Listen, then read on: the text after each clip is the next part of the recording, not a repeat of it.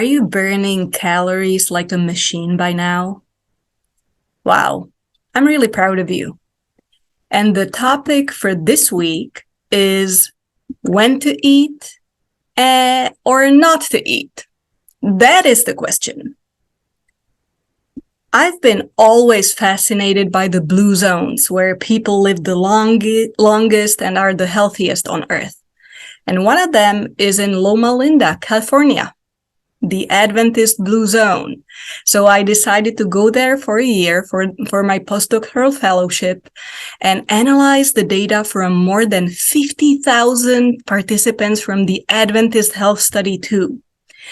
These people diligently fill out their questionnaires every 2 years, and we followed them for more than 7 years on average. What we found out was really fascinating. When you eat and when you eat your largest meal really plays an important role in weight management. Looking at the number of meals and snacks per day and the changes in body mass index per year, we found a linear relationship. We put the largest group of people who were eating 3 meals a day as a reference group. And you can see that people who were snacking, who were eating more than 3 meals a day, were gaining weight over time compared with those who are eating 3 meals a day. Now, there was a large group of people who were eating only 2 meals a day, and they were better off in terms of their weight management compared with people who were eating 3 meals a day. Now, what's the best timing of the meals?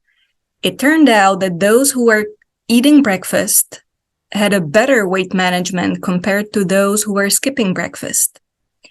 And also, the timing of your largest meal of the day plays a role. Having breakfast as the largest meal was the best of all the scenarios, better than having lunch as the largest meal, and having dinner as the largest meal was the worst for weight management. The length of night fast was also important.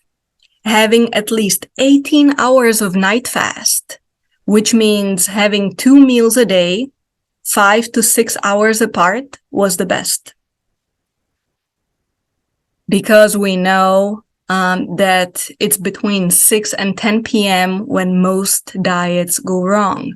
So what would happen if we ate only 2 meals a day, and we started the meals really early, and if we put them as breakfast and lunch?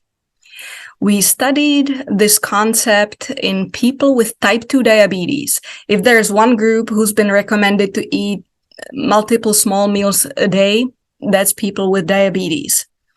And so we compared only 2 meals a day, breakfast and lunch, with 6 meals a day, breakfast, lunch, and dinner, and the snacks in between, and the second dinner. What we found out was really fascinating. The results are presented as changes achieved by 6 meals a day, that's A6, and 2 meals a day, B2. So the participants lost weight on both interventions, during both interventions, but more on 2 meals a day. They also lost more liver fat, which is a marker of metabolic health. So losing liver fat is a beneficial finding for your metabolism, and they lost more liver fat on 2 meals a day. Now here's the kicker. The depressive symptoms were reduced more on 2 meals a day, and people felt less hungry on 2 meals a day. Can you believe that? That's the opposite of what they were expecting in the beginning of the study.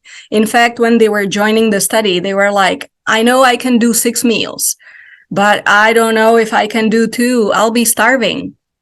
But after only 2 to 3 days, they completely adapted to the new regimen and they loved it. And most people, in fact, decided to stick to the 2 meals a day when the study was over.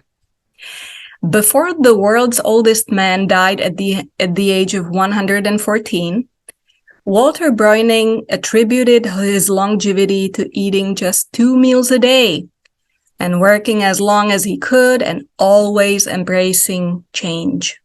He invested in stock market when he was 105. So I'd like to look like him. What if you're not hungry for breakfast? That's a good question. Well, my next question is, what did you have for dinner? I bet all the food you had for dinner was delicious, but maybe it was just too much food. Make dinner the lightest meal of the day, and you'll be looking forward to having your breakfast. Like, as the ancient proverb says, eat breakfast like a king, lunch like a prince, and dinner like a pauper. So this is exactly what I'd like to challenge you to do this week. Let's make breakfast the biggest meal of your day, and let's make dinner the lightest meal of the day, and pick at least one day when you will skip dinner altogether. And extra points if you can skip dinner for the whole week.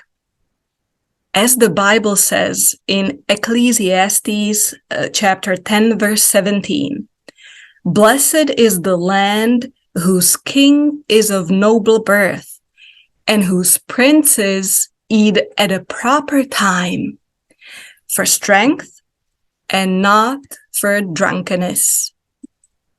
So eat right when the time is right, and see you next week. Thank you.